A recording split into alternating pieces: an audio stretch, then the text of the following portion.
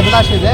ಪ್ರಸಾದ್ ಅಬ್ಬಯ್ಯ ಸಾಹೇಬರು ಮಂತ್ರಿ ಆಗ್ಬೇಕಂತೆ ಪಕ್ಷಾತೀತವಾಗಿ. ಇವತ್ತು ನಾನು ಈ ಕಾರ್ಯಕ್ರಮ ಮಾಡಬೇಕಾದ್ರೆ ನಾನು ಸಂಪರ್ಕ ಮಾಡಿದಾಗ ನಮ್ಮ ಬೇರೆ ಪಕ್ಷದವರು ಕೂಡ ಅವರು ಪ್ರಸಾದ್ ಅಬ್ಬಯ್ಯ ಅವರು ಮಂತ್ರಿ ಆಗಬೇಕು, ಒಳ್ಳೆ ವ್ಯಕ್ತಿ ಅವರಂಥವ್ರು ಆದರೆ ನಾವು ಹುಬ್ಬಳ್ಳಿ ಅಭಿವೃದ್ಧಿ ಆಗ್ಬೇಕಂತ ಹೇಳಿ ಆಗ್ಬೇಕಂತ ಹೇಳಿ ಎಲ್ಲರೂ ಕೂಡ ಹೇಳಕತ್ತಾರ. ಪ್ರತಿಯೊಬ್ಬ ಏನು ನಾಗರಿಕ ಅದಾನೆ ಇವತ್ತು ಹುಬ್ಬಳ್ಳಿ ಪ್ರಗತಿ ಆಗ್ಬೇಕಂತ ಬಯಸ್ತಾನ.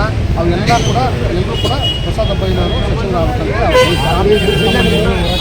ಸರ್. ಇವಾಗ ಆಗದೇ ಇದ್ದರೆ ನಾವು ಒಂದು ದಿನ ಹುಬ್ಬಳ್ಳಿ ಶಹರ ಭಾಗ ಮಾತ್ರ ಸ್ವಯಂ ಪ್ರೇರಿತವಾಗಿ ಬಂದ್ ಮಾಡಿ ಬೀದಿ ಬೀಳ್ಬೇಕಂತೇಳಿ ನಾವು ಆಲ್ರೆಡಿ ತೀರ್ಮಾನಿಸಿದ್ವಿ. ಆದರೆ ಬಹುಶಃ ಮಾನ್ಯ ಮುಖ್ಯಮಂತ್ರಿಗಳು ಅದಕ್ಕೆ ಅವಕಾಶ ಕೊಡಲಿಕ್ಕಿಲ್ಲ ಅಂತ ತಿಳ್ಕೊಂಡಿದ್ದೆ. ಯಾಕಂದರೆ ಸುಮಾರು ಇವತ್ತು 11ನೇದ್ದು ನಾನು ನೋಡಕತ್ತೀನಿ. ಈ ಒಂದು 3-4 ದಿವಸದಲ್ಲಿ 11 ಅಥವಾ 12ನೇ ಪ್ರತಿಭಟನೆ ಇದು.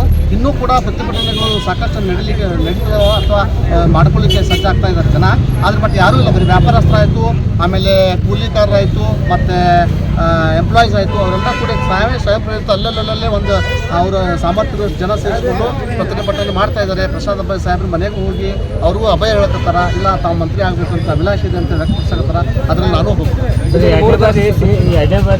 ಶಾಸಕರಾದಾಗ ಸಿಕ್ಕಿಲ್ಲ, ಸಿದ್ದರಾಮಯ್ಯವರು ಮುಖ್ಯಮಂತ್ರಿ ಆದಾಗ ಸಿಗಬೇಕಾಯಿತು, ಅವಾಗೂ ಸಿಗಲಿಲ್ಲ. ಇಲ್ಲ ಸರ್, ಸಿಗ್ತಾ ಇಲ್ಲ ಅಂತೇಳಿ ನಾನು ಹೇಳೋದಿಲ್ಲ. ಆಲ್ರೆಡಿ ಈಗ ಯಾಕೆ ವಿಳಂಬ ಆಗ್ತಾ ಇದೆ ಅಂದರೆ ಈಗ ಪ್ರಸಾದ್ ಅಬ್ಬಯ್ಯ ಸಾಹೇಬ್ರದ್ದು ಮಂತ್ರಿ ಲಿಸ್ಟ್ನಲ್ಲಿ ಹೆಸರಿದೆ, ಅದಕ್ಕೋಸ್ಕರ ಇದು ವಿಳಂಬ ಆಗ್ತಾ ಇದೆ ಅಂತೇಳಿ ನನ್ನ ಒಂದು ಅನಿಸಿಕೆ. ಯಾಕೆ ಕಾಂಗ್ರೆಸ್ ಪಕ್ಷದ ಹೆಂಗೈತಿ ಕೊನೆ